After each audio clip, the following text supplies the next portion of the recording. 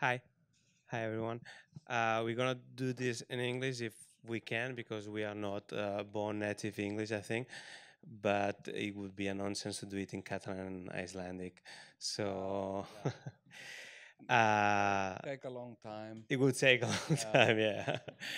So my first question wasn't this, but after re-seeing the first episode, I have two questions. The first one is that you told me that you haven't seen the episode since it was aired at the moment. Yeah. So what are your feelings now? It's like listening to an old song or what? Yeah, kind of. I very easily forget what I do. And sometimes when people are talking to me about something I did some time ago, I I'm I can be surprised. Like, yeah, oh, really? And what happens next? Because I cannot. It's like, It's like somebody's explaining another man's life. yeah, It's like, yeah, yeah, wow, yes, yeah. that's Wow, nice. that's That interesting. And no, it's like being an actor, being in a like when you're in a play and you have no problem remembering your lines, and then the play is over and you go into another play, and then you completely forget the play. there's You not a character that you've done like drama, you've done comedy and all, but there's any character that you've played in a series or movies or play that you remember really uh, for some reason that I don't know. Yeah, yeah. Well, the character I played in the Shift series, I played in we made three series: Night Shift, Day Shift, and Prison Shift. Georg Bjartfreðarsson, I remember him. Yeah, Why? he's Because it was a long time yeah. I mean, yeah, and actor. I he's mean, unforgettable. okay. You cannot, I cannot forget him. And yeah, Okay, the second question I have about the episode is you've been a mayor and you've done this series after being a mayor. yeah. You were as disgusting as the character, or there's some kind of part of this character that you had as a mayor? You profit something? No, well, I tried to make the character I play in the Mayor series, I tried to make him the opposite of what is me, except he looks a bit like me. So You look nice on screen, but older. I don't know. It's like yeah, it's another you. more respectable. Yeah. Yeah, he wants to be taken more seriously. And and for me it was very fulfilling. It was exciting to make a TV series about a mayor of Reykjavik after I had myself been mayor of Reykjavik. So and I would play it, but it would not be about me or the best party. It would be something completely different. That was the challenge for me. Okay, now that you mentioned the best party, I think that most of the people here had read about you. But I think that the question is it's a must. How did you end up being a mayor of Reykjavik? Well, it's What does it come from? uh, you mean why did I do it? In And how did you do it? yeah, it's Let's start for the why. well, it has a lot to do with music actually. You were in a punk rock band, that's it? Yeah, but yeah, Okay. It's just to and make a background. Sorry. yeah, and most of the people that I involved in the best party were friends who are musicians and are in different bands, and they wanted to make a campaign song, yeah, a campaign song. I wanted to make pans. That was my idea was to ask people, say to people, if you promise to vote for me, you'll get a pan. Okay. But the pans couldn't write. There was no ink in the pans, so they were the pans of disappointment. people would vote for me, get a pen, but the pen wouldn't write, and I would break all my promises. One of the is one of the most complicated metaphor in my life. Yeah, Well, okay. And you would break all the promises that you make in campaign. I mean, yeah. I promised okay. I would break all my promises. So, but I wouldn't tell people about the pans. You know, I wouldn't tell anyone what the pan of disappointment meant. It's just the pan for, you know, your this vote. is your pen. You go on with your metaphor. Yeah. But my friends decided to make a campaign song, and I was like, no, we don't have to make a. But they did, and they made a version of Tina Turner's "Simply the Best,"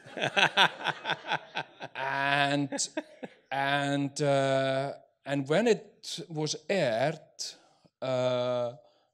this campaign song, that was a game changer. It completely changed. It changed the support for the Best Party from 3% to 33%, just in a few days. But how did you came up with the idea of doing the Best Party? Beginning with the name. I mean, okay, it's a silly name, but it's a direct name. I mean, it's okay. It's the Best Party. It should be. I mean, politicals never lie. So if he says it's the Best Party, it should be. Yes, we wanted it to be the best. And but I mean, you are at home with your wife and children someday, and you say, "Okay, I'm gonna become mayor of Reykjavik." It comes like that. Yeah, yes, but actually, I didn't know that much about politics. Okay. In the beginning, I thought I was running for parliament. Okay. Did you realize that you were becoming a mayor before becoming a mayor? Or? Yes. Okay. Yeah. But I was. I mean, I have realized that courage to do something brave, courageous, is also kind of stupidity. You know, you run into a burning house. And maybe you shouldn't do it. You know, I wouldn't do it. If you think about it, you know, you shouldn't do it. But if you save somebody, you come running out of the house with somebody, and you save them, you're a hero. But if you burn in the house, you're just stupid. You know. So it's a thin line between stupidity and bravery. Okay, let's suppose that you were brave because you wanted to be mayor of Reykjavik. And there's some day that you say, okay, I'm gonna propose myself to. Yeah, I mean it was. And how do you did the list for the balloting thing? You know, I mean, you were all on your own, but then you call I don't know some friends or some people that you respect, I talked. What's the method? I used Facebook. I use Facebook, okay. Yeah, Messenger, and we still have these messages, and they are like, "Hi there, hi. You know about the political party I started? Yeah, I read about it in the news. Okay. Yeah, now I need some more people in my party. Yeah, and can I use your name?" And people would say, "Sure, do I have to do something?" No. Just need your name. But then you won. Yeah. And what happened with the number 2, number 3? They call you, what the hell? Or what? Yeah. Some were shocked. Okay. But when it was clear, clear that I would be the next mayor, and like, you know, there go a few weeks after the elections until you are inaugurated. And when it was clear that the Best Party won the elections and I would become the next mayor, somebody from the mayor's office called me and congratulated me, and this lady, and she said, well, if you want to come and take a look at your office, you're more than welcome any day. And I was like yeah, no, that's not necessary, I said, because I imagined like an office is a room with a desk and a chair, telephone, and a round bed or something like that. Yeah, something like something nasty. And a computer and a big telephone. Okay. That's how I imagined the mayor's office. And I was like, yeah, no, it's not necessary. And she said, "Well, I know everybody here is excited to meet you." And I was like, "Everybody here? Like, are there other people in the office?" Like, Can you put them on? yeah. So I said, I didn't want to disappoint all these people. So I said, I'll pop by tomorrow. And I did. And that's when I learned there are like 50, 60 people who work in the mayor's office. It's a whole floor in the building. So I didn't know that. And, and what was the feeling when you arrived? They were scared, or because they are Yeah, they used were to yeah, I mean, yeah, they they're were used to terrified. politicians, so Yeah, they were absolutely. I mean, they were nervous. Nobody knew what kind of a mayor I would be. If it would be just nonsense, and because your campaign had been a nonsense. yeah, Okay. nonsense. And I would, say ridiculous, outrageous things, like that I'm going to, polar bear for the Reykjavik Zoo and drug-free Parliament 2020 and some. I would vote for that, but I don't know. Yeah, we were not successful on that. No. Okay, that's a shame. But the thing is that I've read. Well, we are in a serious festival, and I was surprised because when I checked on you on Google, which is what journalists do all the time. Yeah. It's the only thing that journalists do all the time, actually. And like the third or the fourth entrance, suggested entrance was Jon Naar, The Wire. Yes. And I thought, wow, he's been on The Wire. That's cool. And then I realized that you were not as an actor on The Wire, but Unfortunately not. you made your not your party, but the people that worked with you or were in coalition with you to see, you made them see the series as a condition Yes. to form government. Yes. I said it because I was excited about The Wire because it's, in my opinion, best television series ever made. Okay, we agree. Yeah, and when I was watching it, I had goosebumps, like when I was reading the Brothers Karamazov or something. Like it was, and I felt that television had become literature. It was art, and I wanted to tell everybody about it,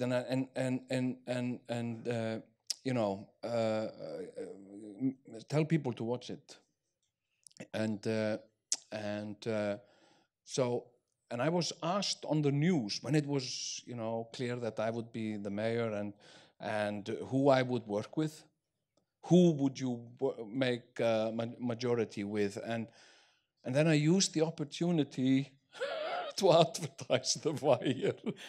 I said, I will absolutely not work with anyone who hasn't seen the HBO series The Wire.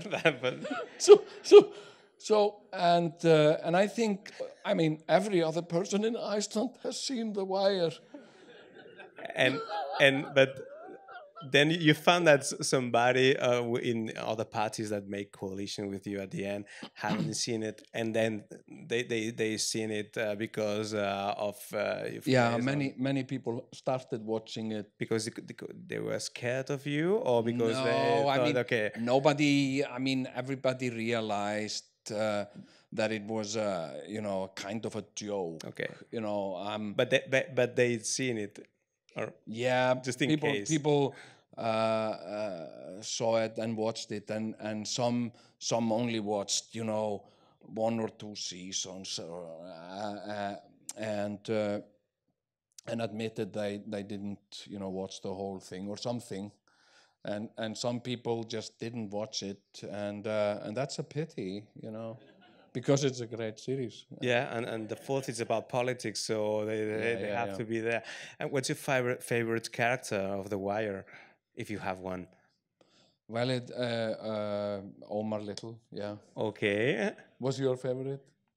Well, have to say, I think it was Bubbles, but I am from Barcelona, and Oh, yeah. everybody have the same T-shirts here. So, um, Yeah.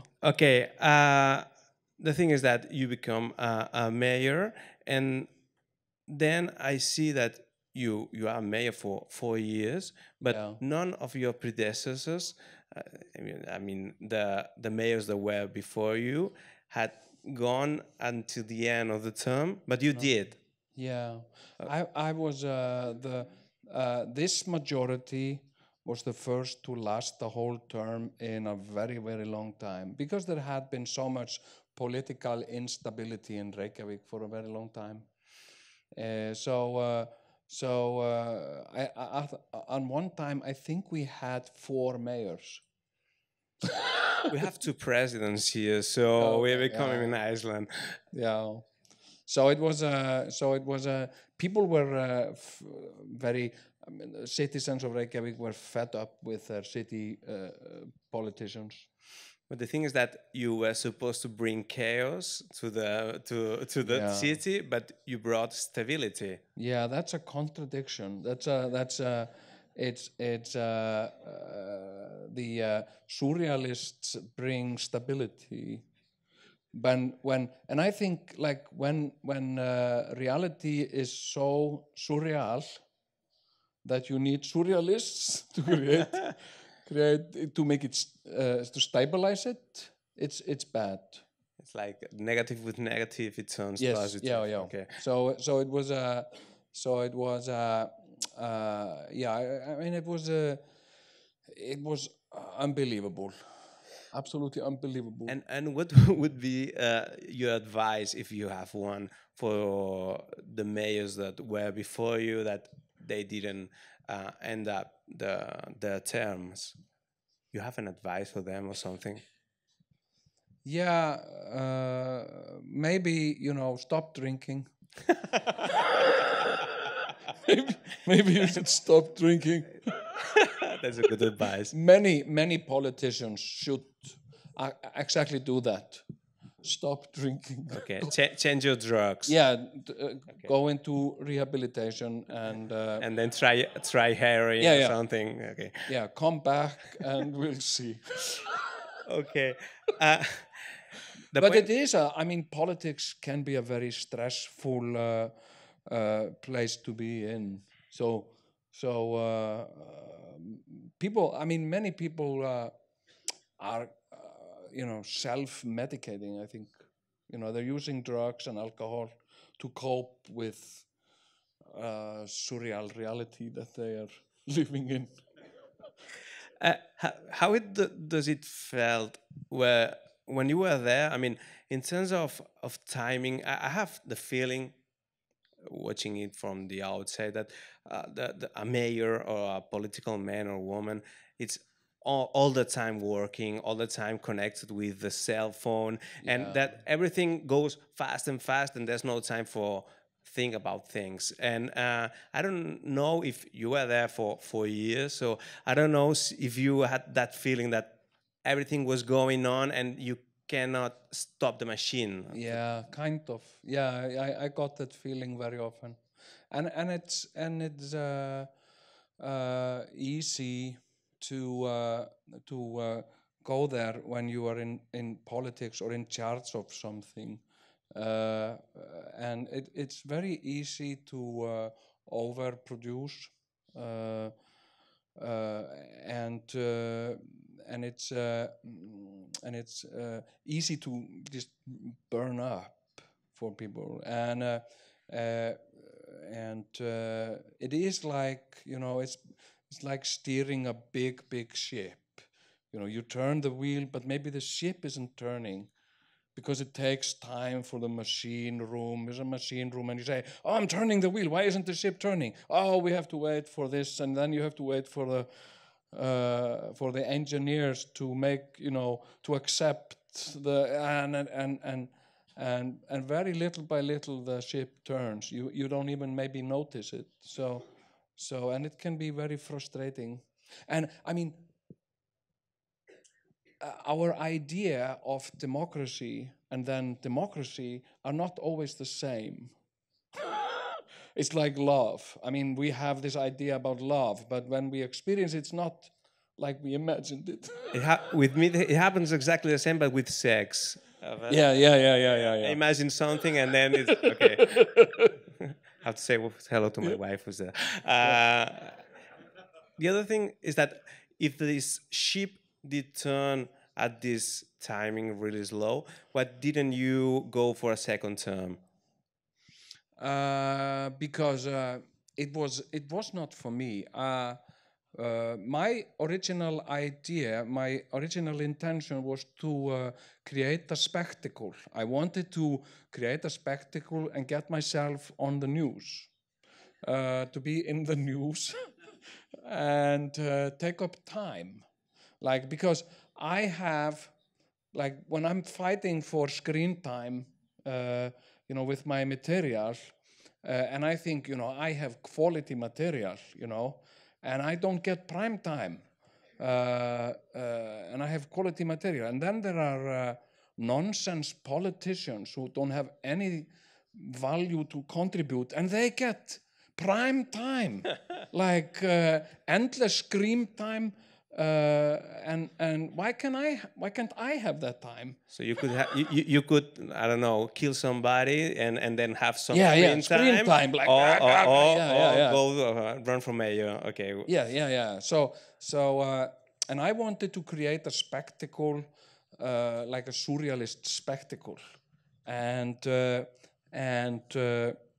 I wasn't, It wasn't carefully planned or anything. I was having fun. I was playing with this idea, and going on stage and having political debates.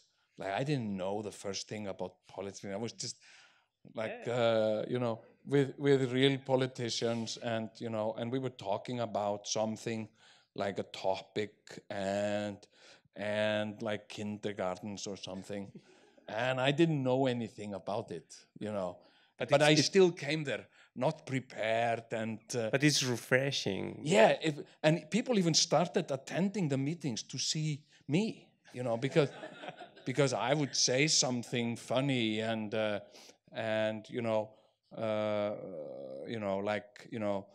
like I would answer questions from the audience about kindergartens that I would not myself want to be in a kindergarten. I would never. And you answered a lot of times, I don't know. Yeah, I don't know. That was my favorite. Okay. Favorite answer. Like when people would try to ask me a really complicated, even like trick question, like, but what are you going to do if blah blah blah something, and I don't know. And it was like, how can you say you don't know? Because I don't know. It's the truth. So it's like we have our issues, like the airport in Reykjavik. That's like constant issue. Should we have the airport or should we move the airport? Are you for the airport or are you against? Are you a friend or an enemy? It's like, We have the same situation here with the tramway, for example. Yeah. And it's like, it's one or the other. It's like EU. Either you're for the EU or you're against the EU. And I was asked about the airport. That was the big issue in the elections. What shall we do with the airport? Should we keep it where it is or should we move it? And I said, I don't know. You don't know. How can you say you don't know? And I said, I've never moved an airport. I don't know the first thing about. Maybe it's easy. Then, oh yeah, okay, let's do it. And everybody said, nah, it's a lot of concrete. Like, it's really heavy. Then it's maybe not. So I don't know. So it was. It was true, and it was also funny, and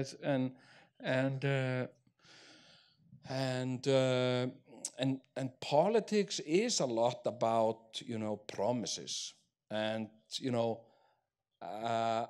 ideologies.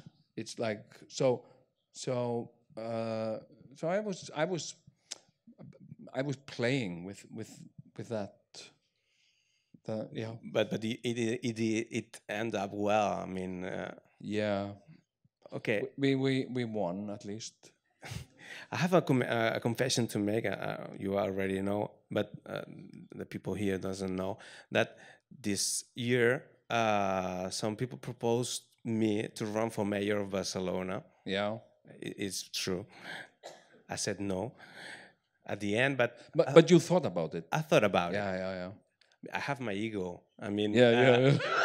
I wanted people to ask me questions and to answer. So yeah, I have my 5 minutes of ego. I'm not really tall, so short people we are like that. It's like, okay, I'm short, but I'm gonna beat you on screen. I mean, we have a lot of examples.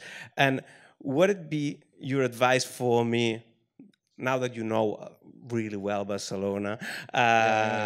If I run for mayor another time. What would be my advice? See, I mean, okay, now on 2019, I'm going to say no, but in 4 years, maybe my ego has grown up and I have more money, and I say, okay, let's do it. I would say, be careful what you wish for, because it might come true. Okay. So, yeah, but I've been asked the same. I've been asked to run for mayor of Barcelona. Today? Yeah, and I said yes. Ah, that's cool. We have a French and we have an Iceland. That's really cool. Has there ever been an Icelandic mayor in Barcelona? Do you know? Not very remember, but I'm really young. But No, okay, what would be your first promise as a mayor of Barcelona or running for mayor of Barcelona? Drug-free parliament. Okay, I'm really tiring of on the course of mayor of Barcelona. So okay. And independent Catalonia and part of Spain. Okay. Both at the same. Yeah, we'll solve it. So yeah, and you have time and for in the EU. Yeah. What? Sorry. In the EU. Okay. Yeah. But still independent. And how are you gonna make it? I haven't figured that out yet, but yeah, we're close. We're very close. You are confident? Yeah, absolutely. Yeah, vote for me. And we're giving out pens also. Okay, thank you.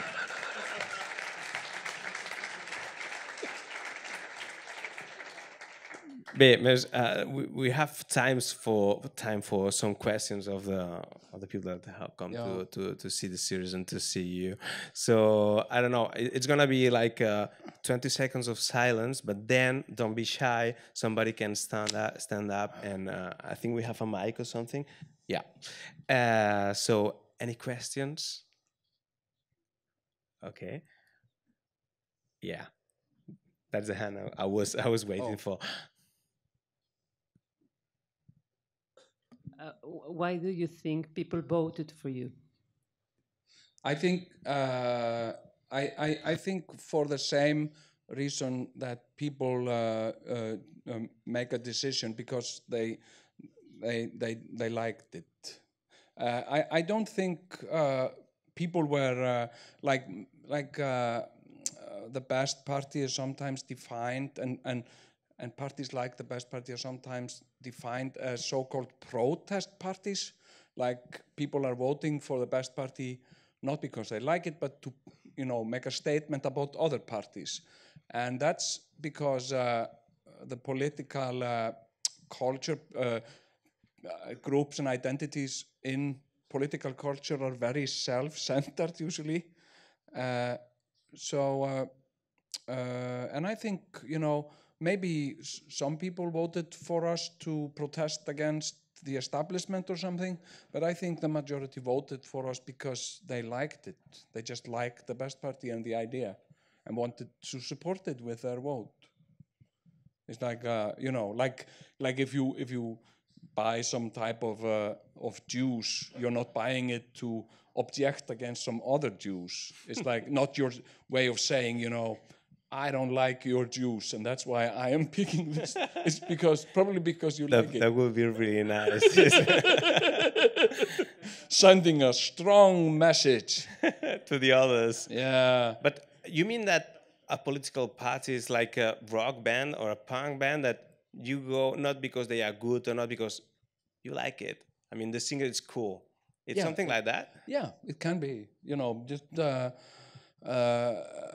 and I could just sense it in the people, in the voters, the people that I met with, that they just liked this original idea of somebody like me going into politics. And yeah.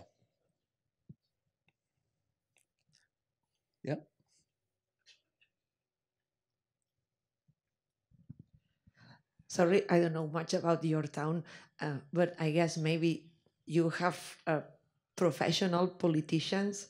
So how was their relation with you? Were they like lecturing you? Like, now I'm going to tell you how all this works.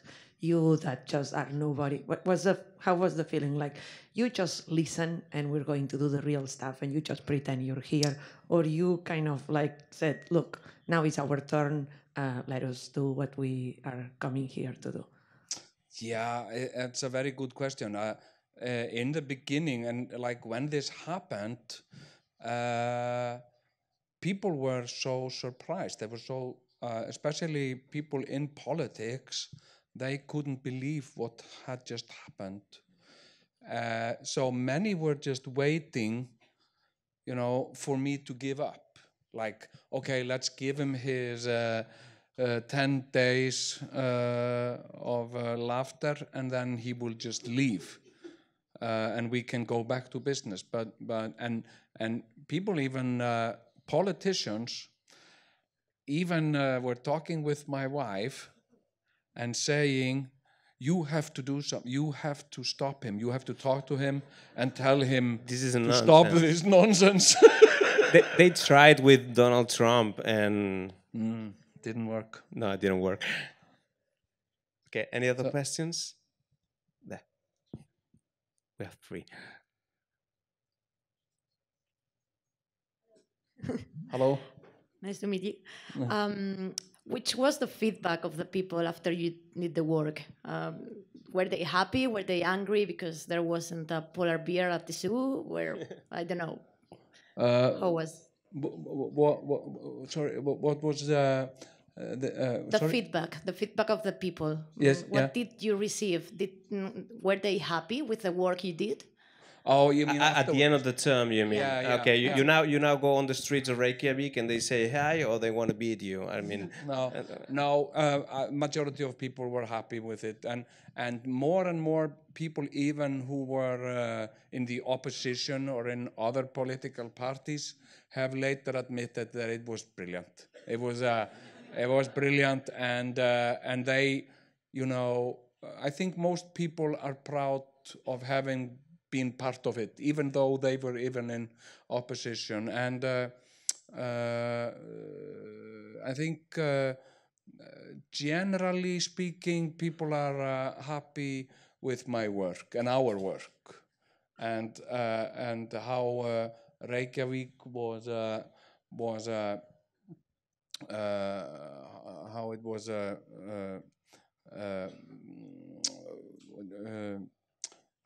how we took charge of the city. Yeah.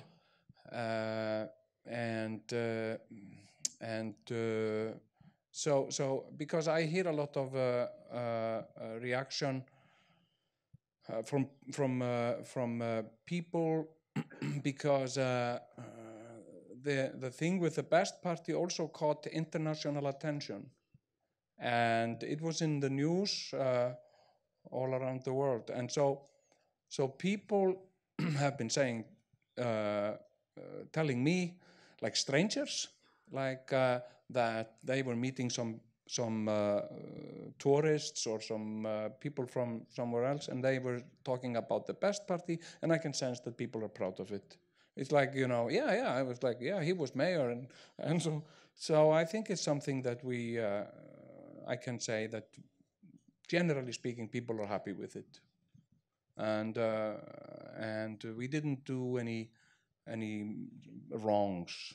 No, we didn't do anything. You didn't keep any promise neither, so no. And like with the promises, I of course promised to break all my promises. So that was in the main promise. So, and I didn't even, give people pants.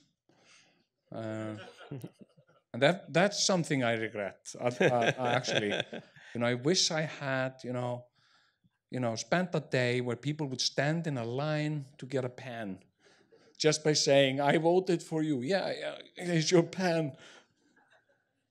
And but when we were making the budget for the city and so on, and cut downs and difficult things, many people were angry at me and would shout at me like, "I am not voting for you again." And I would say, "Yeah, you will never get a chance to vote. I'm not gonna be there. No, I I'm will sorry. never run." Well, you say that now, but later so yeah, I think it's good. Yeah. Okay, I think we have time for 2 other questions that Okay. just there.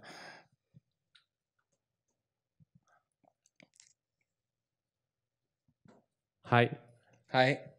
You say that you didn't know so much about politics before you're running for mayor. Yeah. So my question is, in your opinion, what of your abilities as comedian worked better when you were working as mayor?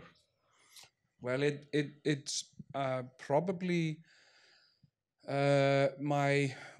what came worked best for me was my people skills in communicating with people, and my genuine interest in people,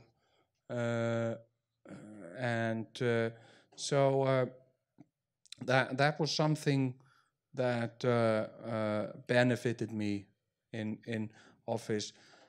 And also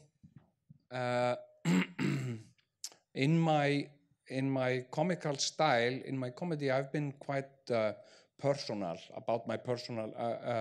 about my life, and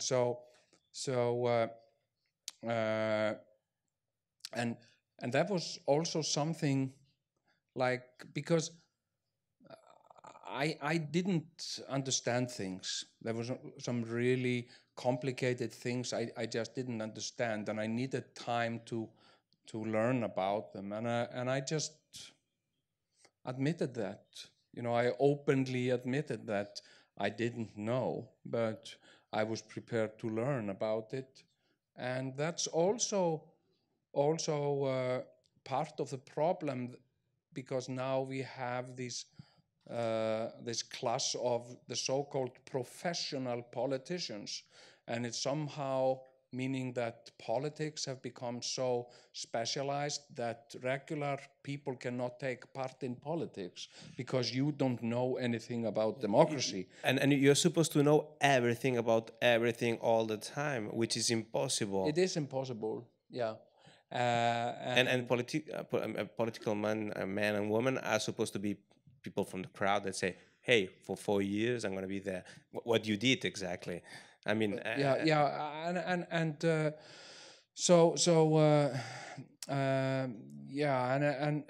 I tried to be humble about my job and my victory, and look at it more as as a service job.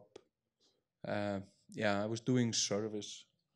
It's what you are supposed to be when you're a mayor. Yeah, but people don't always see it that way. Or don't remember. I mean, maybe in a year you could say, "Okay, I'm the boss here."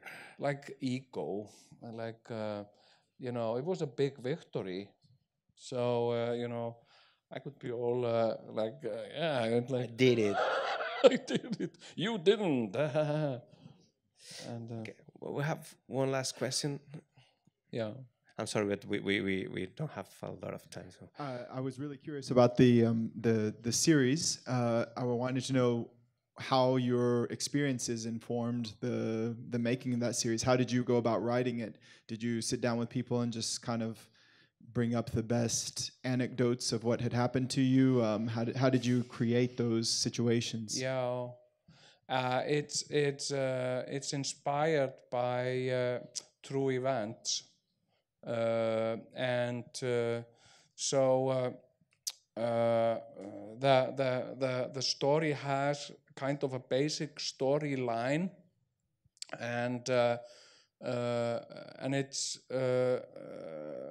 it's grounded on the concept how we perceive democracy and power,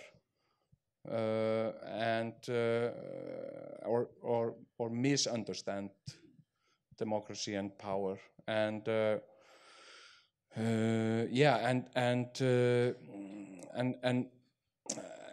that's what we started with, and then there were the characters, and I had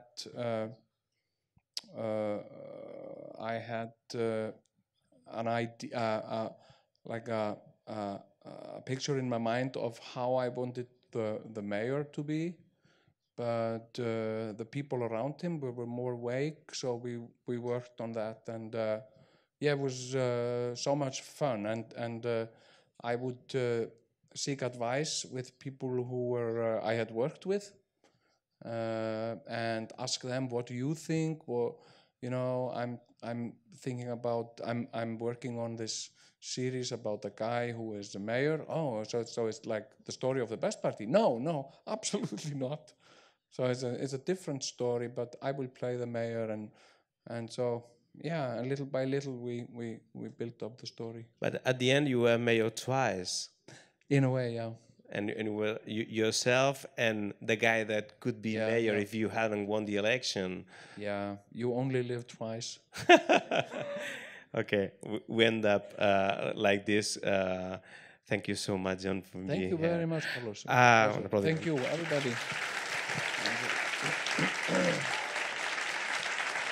Deixeu-me dir que ara, aquí mateix, pels que feu el tíquet doble, ve el periodista del País, Nacho Carretero, l'autor de Farinya, a fer-vos una xerrada, a veure si ho recordo bé, perquè el concepte era bastant bèstia, que era com seria Narcos si haguéssim pensat en els personatges de Farinya per fer Narcos. Jo no m'ho perdré, espero que vosaltres tampoc. Gràcies.